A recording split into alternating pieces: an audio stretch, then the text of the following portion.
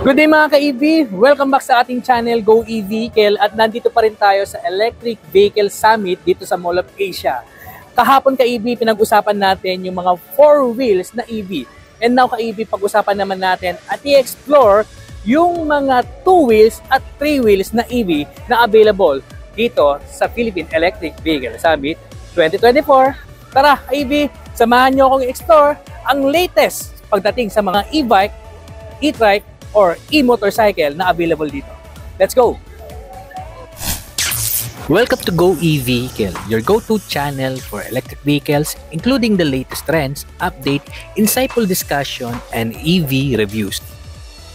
I'm Anthony po from NWOW. So, andito po tayo sa exhibit po namin. Papakilala ko po si ERV2 namin po. Ayun po, new model po upgraded po ni ERV. Yung color niya po is color blue po. Then, meron po kaming nilaunch ngayon po na bagong unit po na si EMC2 na from EMC1, so going to EMC2 upgraded na po niya. Then, ayun po, yung feature po nito mas pinabongga na po kasi yung disc brake po nito is front and back na po siya.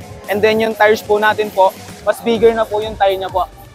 Tapos yung harap po niya, mas pinaangas na po natin, mas mukha na po siyang car. And then, ayun po yung headlight po natin, mas far na po yung naaabot na po sir. Ayan po. Tapos nag-include na rin po kami ng basket sa likod po. And then ang kagandahan nito, yung shock po natin sa likod is individual shock na po siya. Upgraded na po ng EMC12. And then meron pa po kami isa. Yung S3 po natin into S4 po. Ito na po siya. Na in-upgrade na rin po namin po. From look sa harap, sa loob po, futuristic na po yung loob. Ayun po. Meron na rin po siyang radio na built-in. And Bluetooth po. Andiyan na po siya sir. Mas pinahaba na rin po yung upuan ni driver seat po. And then yung basket po, mas longer na rin po yung basket. Ito po. And then ayun po, meron pa po kaming isa. Si WSP po, yung vintage unit po namin. Ito po siya. Ayan po. So si WSP po is 72 volts po siya. Then naka-LED light na rin po siya. Ayan, yung compartment niya po, sobrang laki na po ng compartment niya sir. Kasya na po yung isang helmet na full piece po. Punta po kayo dito sa booth namin, hanggang bukas pa po kami sir. Thank you po. Good day everyone, I'm Brian Belestrino, I'm the Operations Manager of EMI Electric Vehicle Inc. This is our unit, iMotor V4 with 73.6 volts lithium-ion phosphate battery. It can run the maximum of 100 kilometers per hour with a boost mode of up to 120 kilometers per hour. And range of full charge is 100 kilometers for one full charge.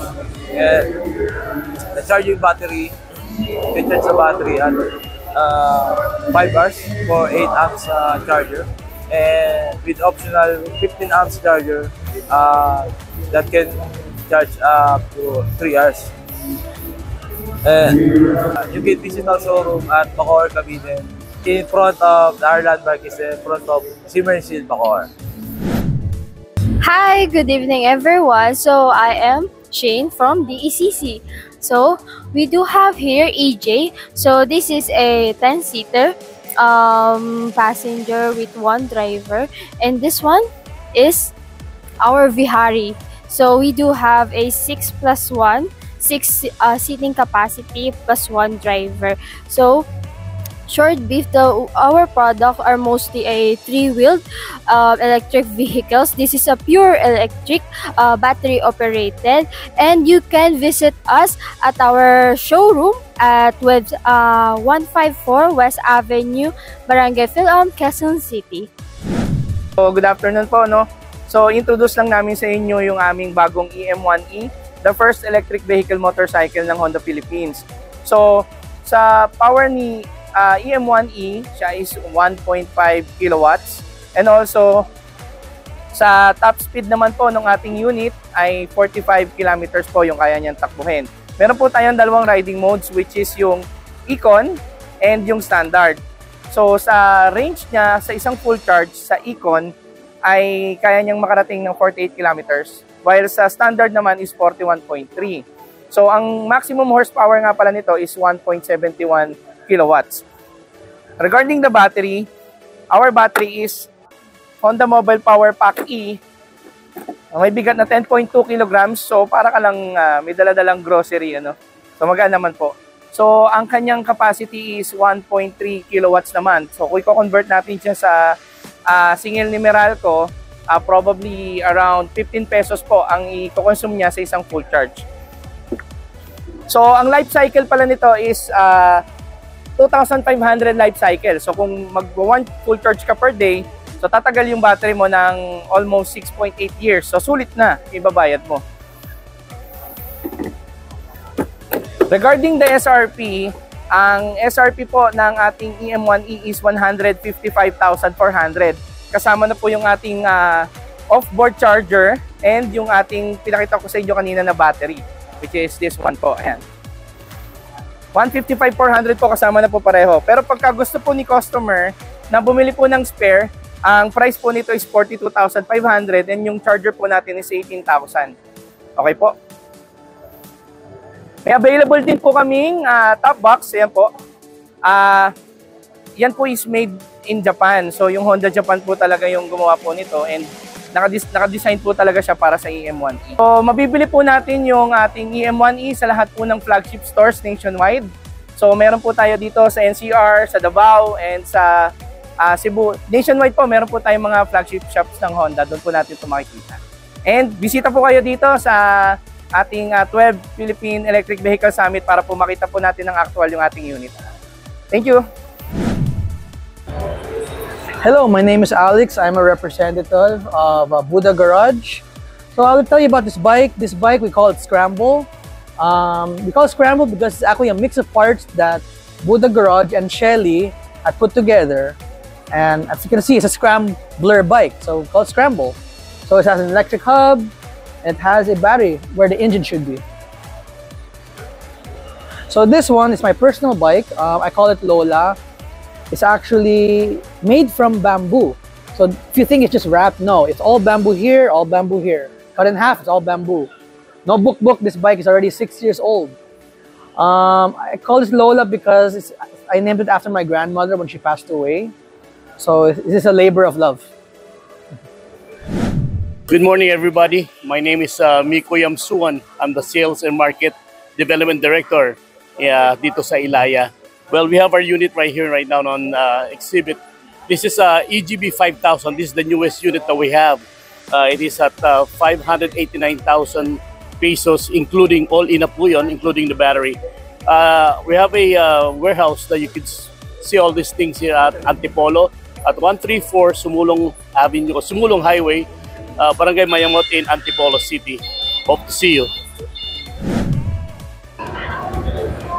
Hi, I'm Maggie from Sanra, Philippines. Welcome to our booth.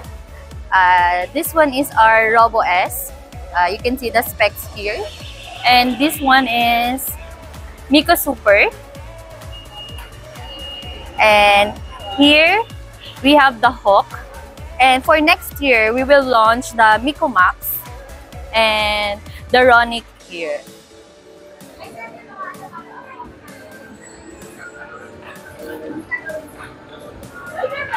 You can visit us at SM North and Pasig San Miguel and BGC. Thank you. Alright, ka-EV, ito yung mini version ng Cybertruck. Okay. Yes. Ito yung tinatawag nilang Cybercycle. Okay. Electric powered din ito ka-EV. So, napaka-cute. Nasakyan ko na to. Anyway. Ayan. Hello, good morning. Hi, I'm Yobi Jane Doronila, Sales and Marketing Officer. Ito po yung mga product po namin. E-Colt, e-motorcycle, and also we have e-quad tricycle. Ito po ay 6 packs. And then we have our e-trikes, proudly Pinoy, and Filipino-owned company. 6 packs also. Yun. We are Tojo Motors. located at Santa Rosa, Laguna. Thank you so much. Hi, my name is Ryan from Crossover. Kung meron kayong mga lumang TMX, Barako, or anything na mga gas type, pwede namin siya i-convert magiging electric. Magiging mid-drive na siya. Magagamit niyo siya kung saan-saan. Pwedeng pang-tricycle, pang-business, or pang mga gusto niyo mga service ng mga tao niyo. Instead na i-junk niyo, dahil wala kayong mahanap na mga parts, pwede namin paganahin through electric. Nakakabili din sa amin ng mga mid-drive motor, batteries, and everything. Kami na rin po magbibuild for only 45,000 to 50,000. Magkakaroon na kayo ulit ng bagong electric motor. Meron din po kami dito mga mini na gas type din. Kung gusto nyo para sa mga anak nyo at kung gusto nyo gas or electric, meron din po kami. Then ito naman, kung gusto niyo mga bicycle type lang,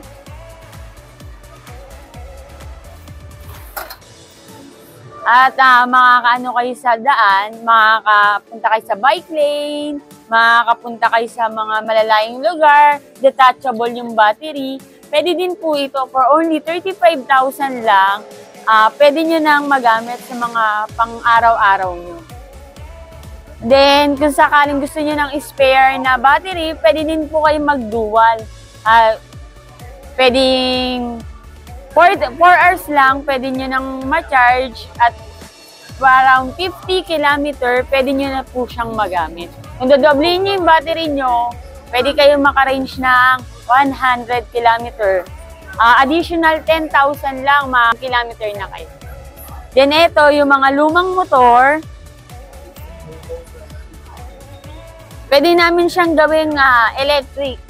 Ito, gear type siya with battery and controller. Then, kung gusto niya naman pang-family, ito yung mga tricycle. Di na kayo mahihirapan mag-charge everyday dahil may kasama na siyang solar panel. Kung gusto niya naman ng mga business dahil nauuso ngayon yung mga milk tea, coffee, ito naman yung mga food cart na. Lang po kayo sa showroom namin sa A. Bonifacio Avenue, Quezon City. Crossover EV Marketing. Thank you po.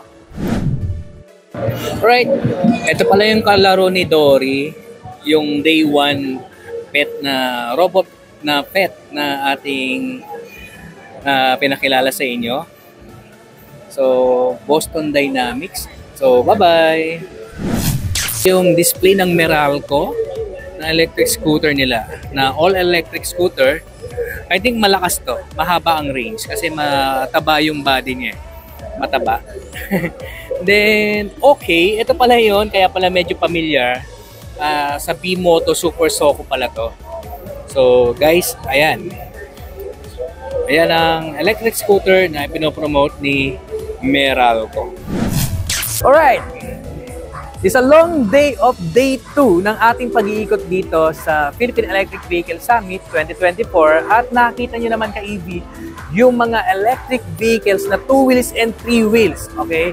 Yan yung mga available ngayon dito. At of course, salamat sa iyong pagkatyaga na pinanood mo hanggang dulo ang video na ito. At kung gusto mo ng mga ganitong klaseng content patungkol sa mga electric vehicle, guys, pa-subscribe naman at pa-follow na rin ang ating mga social media account. Kagaya sa Facebook, Instagram at TikTok. Kaibig, let's go!